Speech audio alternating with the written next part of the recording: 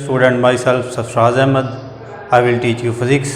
इससे पहले कि हम अपने लेक्चर की तरफ चलें, अपने YouTube channel AMS science high school को सब्सक्राइब करें और साथ ही बेल आइकन को दबा दें ताकि हर नई आने वाली वीडियो आप तक सबसे पहले पहुंचे, और लाइक और शेयर करना मत भूलिएगा। तो चलते हैं आज के अपने टॉपिक की तरफ। प्रीवियस टॉपिक में हमने लास्ट टाइम सिग्निफिकेंट फिगर पढ़ा था, तो हमारा टॉपिक जो चैप्टर नंबर 1 है वो कंप्लीट हो गया था। तो आज हमने एक्सरसाइज करनी है, एक्सरसाइज के शॉर्ट क्वेश्चन करने हैं और न्यूमेरिकल करने हैं। तो चलें स्टार्ट करते हैं हम क्वेश्चन नंबर 1.2 से। क्वेश्चन नंबर 1.2 मैं क्वेश्चन लिखूंगा नहीं, लेकिन आपको साथ साथ पढ़ के सुनाऊंगा और उसका आंसर आपको बता दूंगा। What is difference between base quantities and drive quantities, give 3 example in each case. कहता है कि फिजिकल क्वांटिटीज हमने पढ़ा था, तो उसकी 2 टाइप्स पढ़ी थी, बेस क्वांटिटीज और ड्राइव क्वांटिटीज। बेस क्वांटिटीज और ड्राइव क्वांटिटीज के बारे में पूछ रहा है, तो यहाँ पे लिखने की ज़रूरत नहीं है, आपकी बुक पे निशान पेज बता रहे हो, वहाँ पे आपको इसका आंसर मिल जाएगा और एग्जाम्पल्स भी ईजीली आपको मिल जाएंगे। पेज नंबर 5 पे ये उसके 2 बॉक्स बने हुए हैं, एक पे बेस क्वांटिटीज लिखा हुआ और एक पे ड्राइव क्वांटिटीज। इसके साथ ही लेफ्ट साइड पे इसकी एग्जाम्पल भी 4-4, 5-5 दी हुई हैं, इनमें से 3-3 आप लोग एग्जाम्पल कर सकते हैं। इसके बाद है क्वेश्चन नंबर 1.3। 1.3 में उसने आपको कुछ यूनिट्स दिए हैं, तो कहता है कि इन यूनिट्स को आपने बताना है कि बेस यूनिट्स कौन से हैं। तो कल हमने जो बेस क्वांटिटीज और ड्राइव क्वांटिटीज हमने प्रीवियस टॉपिक में पढ़ लिया था, तो उसका एक 7 टेबल था, 7 बेस यूनिट्स का, 7 बेस यूनिट्स का। उस टेबल के जरिए हमें बेस यूनिट्स की पहचान होती है, तो उसी के जरिए हम देख लेते हैं कि इसमें बेस यूनिट्स कौन कौन से हैं। अगर जॉल की बात करें तो ये बेस यूनिट्स में शामिल नहीं है, ये बेस यूनिट्स नहीं है। अगर न्यूटन की बात करें तो ये बेस यूनिट्स नहीं है। अगर किलोग्राम को देखें तो ये बेस यूनिट्स है, ये एक बेस यूनिट्स है। हर्ट्ज ये भी बेस यूनिट्स नहीं है। मोल ये बेस यूनिट्स है। एम्पेयर ये बेस यूनिट्स है। मीटर ये बेस यूनिट्स है।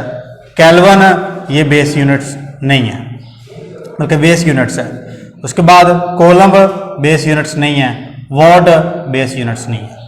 तो इसी तरह आपके पास क्वेश्चन नंबर 1.3 में जो आपके पास यूनिट्स रिक्वायर्ड थे, उसमें हमने यही देखना था कि इसमें बेस यूनिट्स कौन से हैं और उनको आपने अलग करना था। मैंने जो बेस यूनिट्स के हैं उनके ऊपर टिक का निशान लगा दिया, और जब बेस यूनिट्स नहीं है उनके ऊपर मैंने क्रॉस का निशान लगा दिया। जो क्वेश्चन नंबर 4 है, इसमें है find the base quantities involve in each of the following drive quantities. आपके पास ड्राइव क्वांटिटीज दी गई हैं, तो उसमें से आपने बेस क्वांटिटीज को बताना है कि कौन सी बेस क्वांटिटीज है। एक आपको हिंट के तौर पर बता दूं कि जब भी 2 या 2 से ज़्यादा बेस क्वांटिटीज मल्टीप्लाई या डिवाइड होती हैं तो ड्राइव क्वांटिटीज बनती है। तो इसी तरह इट मीन्स दैट कि जो ड्राइव क्वांटिटीज होती है वो 2 या 2 से ज़्यादा का मल्टीपल या डिविजिबल होती है और बेस क्वांटिटीज का। तो देखते हैं, इसमें 4 पार्ट है इसके, मैं 2 पार्ट इसके बता रहा हूँ, तो बाकी 2 आप लोग खुद करेंगे। ए पार्ट है स्पीड। स्पीड की अगर बात करें तो स्पीड बेस क्वांटिटीज नहीं है, ड्राइव क्वांटिटीज है। तो स्पीड का हम फार्मूला देखते हैं। स्पीड का फार्मूला है डिस्टेंस ओवर टाइम। तो सबसे पहले टाइम की बात करें, टाइम तो बेस क्वांटिटीज में इंक्लूड है, जिसका यूनिट सेकंड था, हमने कल पढ़ा था प्रीवियस टॉपिक में। उसके बाद अगर डिस्टेंस की बात करें तो डिस्टेंस भी बेसिकली लेंथ होती है। तो लेंथ क्या होती है? लेंथ भी मीटर में मेजर की जाती है। तो लेंथ भी क्या है? बेस यूनिट्स है, बेस क्वांटिटीज है। लेंथ बेस क्वांटिटीज है, तो ये दोनों क्या है इसमें से? बेस क्वांटिटीज है। अब अगला पार्ट देखते हैं, वर्क। अगर वर्क ये बेस क्वांटिटीज नहीं है तो वर्क का फार्मूला देखते हैं। वर्क का फार्मूला है फोर्स मल्टीप्लाई डिस्टेंस। फोर्स हमने कल जो पढ़ा था ये बेस क्वांटिटीज नहीं थी, ये ड्राइव क्वांटिटीज थी। यहां से अंडरस्टूड हो गया कि जो ड्राइव क्वांटिटीज है, तो जो क्वांटिटीज बच रही है वो क्या है? बेस क्वांटिटीज है। इसी तरह आप लोग इसके दूसरे पार्ट वॉल्यूम और फोर्स ये भी क्या कर सकते हैं? फाइंड करते हैं। इसमें से इन्वॉल्व जितनी भी बेस क्वांटिटीज हैं वो आप बता सकते हैं। नेक्स्ट 1.5 है आपका estimate your age in second. क्या आपने अपनी उम्र का अंदाज़ा सेकंड में बताना है कि आपकी उम्र सेकंड्स में कितनी है। Question number 1.5 estimate your age in seconds. Generally जो स्टूडेंट्स 9th क्लास में होते हैं उनकी एज 14 to 15 होती है, तो मैंने 14 इसलिए लिख दिया। सबसे पहले इट मीन्स दैट कि जो स्टूडेंट 9th क्लास में है तो उसकी एज कितनी है जी, 14 ईयर्स में, एज इन ईयर्स 14 ईयर्स। उसके बाद हम इसी तरह इसको एज को डिवाइड करते जाएंगे और सेकंड तक चले जाएंगे। एज इन मंथ, हमें पता है कि एक साल में महीने कितने होते हैं, 12, तो 14 मल्टीप्लाई 12 मंथ। अब हमें यह भी पता है कि एक महीने में दिन कितने होते हैं, 30, तो ये आ गया age in days, 14 multiply 12 multiply 30, ये क्या आ गया, डेज, 30 डेज। अब हमें पता है कि एक दिन में घंटे 24 होते हैं, तो हमारी जो एज है घंटों में अब शिफ्ट हो चुकी है। Age in hours, 14 multiply 12 30 multiply 24 hours. अब हमारी जो एज है वो घंटों में आ गई है।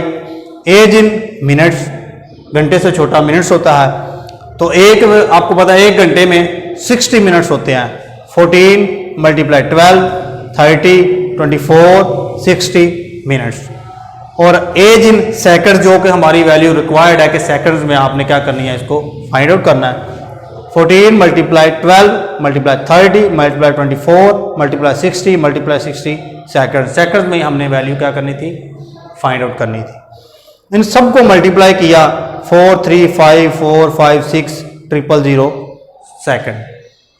समटाइम्स वो कह देता है कि इसको estimate your age in second and write in standard form. Standard form में तो नहीं है, लेकिन मैंने इसको फर्दर स्टैंडर्ड फॉर्म में, हमने जो साइंटिफिक नोटेशन वाले टॉपिक में पढ़ा था कि स्टैंडर्ड फॉर्म में कैसे करते हैं। यहाँ पे जिसका पॉइंट नहीं होता उसका पॉइंट राइट साइड पे होता है, तो यहाँ से हमने पॉइंट को उठाया और यहाँ पे लेके आए एक नॉन जीरो हिंसे पे, और जितने डिजिट हमने पॉइंट को मूव करवाया है उतने डिजिट 10 टू द पावर आ जाएगा। राइट से लेफ्ट मूव करवाया तो पॉजिटिव में आएगी, अगर लेफ्ट से राइट जाएंगे तो नेगेटिव में आएगी। 1 2 3 4 5 6 7 8, तो मैंने 8 पावर लगा दिया।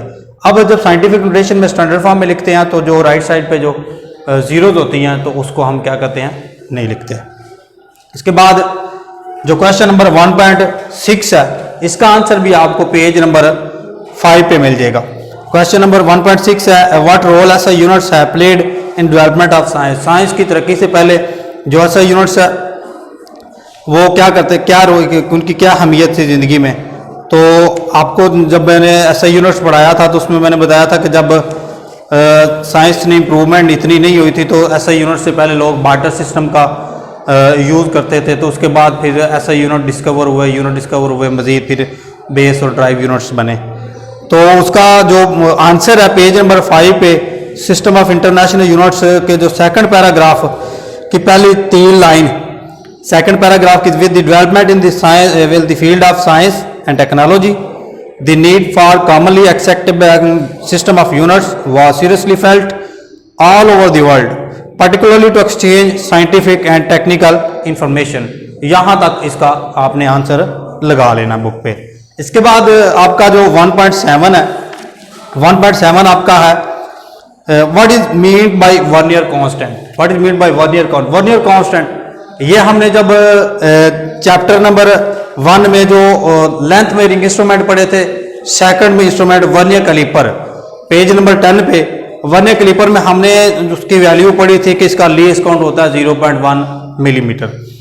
तो वो 0.1 मिलीमीटर बेसिकली इसका क्या है, वर्नियर कांस्टेंट इसको भी कहते हैं। तो इसकी डेफिनेशन मैं बुक पे लगवा रहा हूँ। डेफिनेशन है इसकी जो सेकंड पैराग्राफ में, जहाँ पे इसकी डायग्राम बनी हुई है, उसकी 1 2 3 4 5 6 7 8, जो 8 नंबर लाइन है, 8 9 10, 8 9 10 जो लाइन यानी कि हाफ 8 की और हाफ 10 की लाइन पे ये इसका क्या है, आंसर खत्म हो जाता है। और साथ इसका फार्मूला अगर आप लोग याद करना चाहें तो आप कर सकते हैं।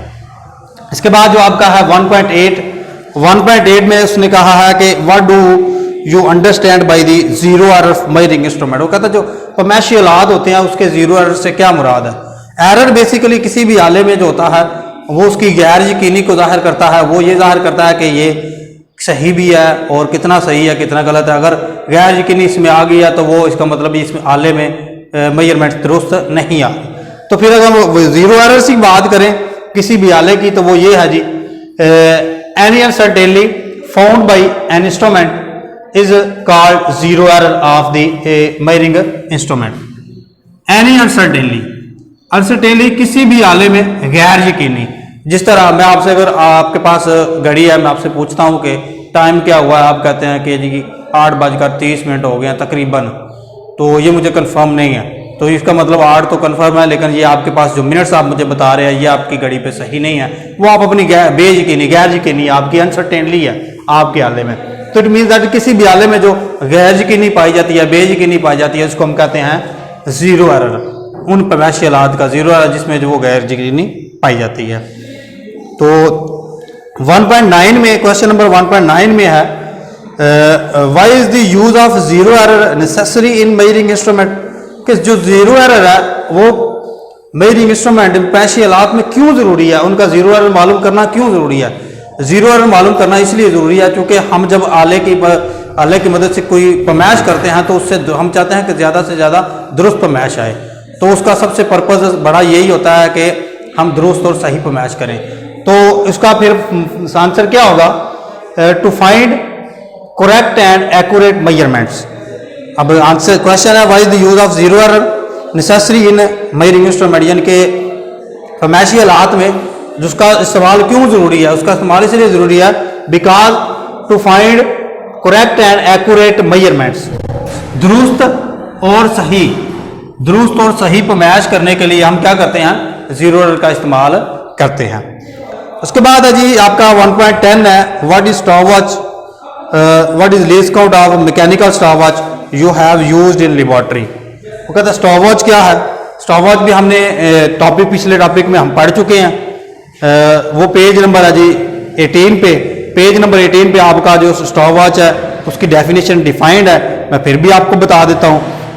स्टॉपवॉच पेज नंबर 18 पे है जी, ये जी जहाँ पे स्टॉपवॉच भी बनी हुई है। A stopwatch is used to measure the time interval of an event. There are two types of stopwatch, mechanical and digital. Topic में मैंने आपको लेक्चर में बड़े अच्छे तरीके से इसके बारे में बताया था।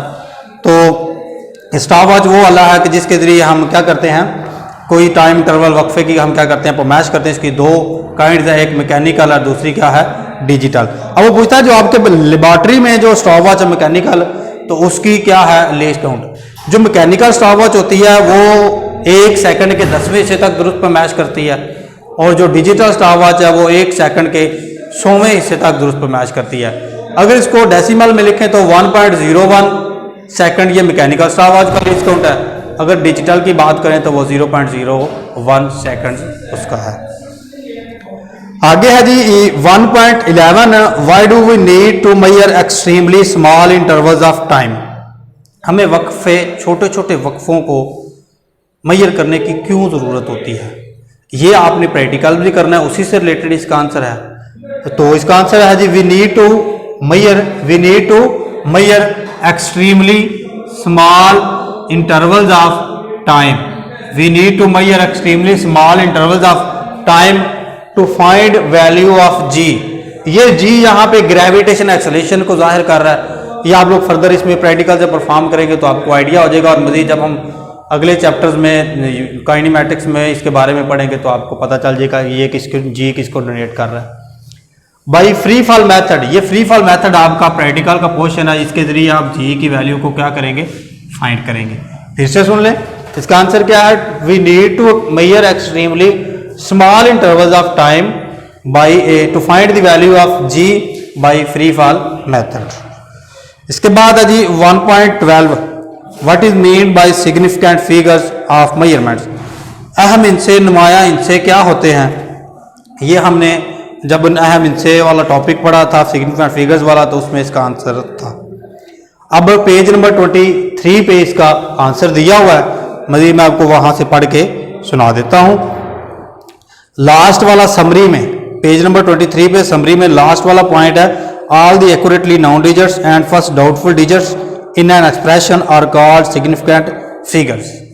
ये इसका आंसर है, और ये हमने प्रीवियस टॉपिक में जब सिग्निफिकेंट फिगर पढ़ा था, मजीद इसके बारे में, फैक्टर्स के बारे में भी पढ़ा था, इसके रूल्स के बारे में भी पढ़ा था अच्छे तरीके से। अब इसका जो लास्ट वाला क्वेश्चन है 1.13, तो वो है जी आपका how is precision related to the significant figures in an measuring quantity, यानी कि जो आपकी मेजर क्वांटिटी होती है उसके जो सिग्निफिकेंट फिगर है वो तशख़ीस से कितना रिलेटेड है, तो वो क्यों ज़रूरी है सिग्निफिकेंट फिगर्स में। सिग्निफिकेंट फिगर्स का जो आपकी मेजर्ड वैल्यू होती है उसमें उसका क्या रोल है। तो सिंपल इसका डेढ़ लाइन में या आपकी इसका आंसर है वो भी पेज नंबर 23 पे है, मैं खुद भी लिखवा सकता था लेकिन बुक पे आप लोगों को याद करना इजीली आसान है, तो वो भी समरी में भी है। और लास्ट वाला पॉइंट है जहाँ पे मैंने ये all the accurately known digits and first doubtful digit in expression और कॉल्ड सिग्निफिकेंट फिगर्स यहाँ पे छोड़ा है। तो यहाँ से इसका आंसर स्टार्ट होता था क्वेश्चन नंबर 1.13 का, it reflect the precision of measured value of physical quantity. ये जो फिजिकल क्वांटिटी होती है उसके अक्स को क्या करती है, ये जाहिर करती है, और मेजर्ड वैल्यू जो आपने पैमाइश की होती है उसकी अक्स को क्या करती है, ये रिफ्लेक्ट करती है, उसके अक्स को जाहिर करती है, उसके सही और गलत होने को साबित करती है। आपका जो यूनिट नंबर 1 है वो मुकम्मल हो चुका है और उसकी एक्सरसाइज भी मुकम्मल हो चुकी है। तो किसी भी स्टूडेंट को इस एक्सरसाइज के अबाउट कोई भी प्रॉब्लम हो तो वो लेक्चर को रिवाइंड कर लीजिएगा या कमेंट बॉक्स में अपना आंसर बता दीजिएगा। शुक्रिया, अल्लाह हाफिज़। तो इशारा किया है भाई।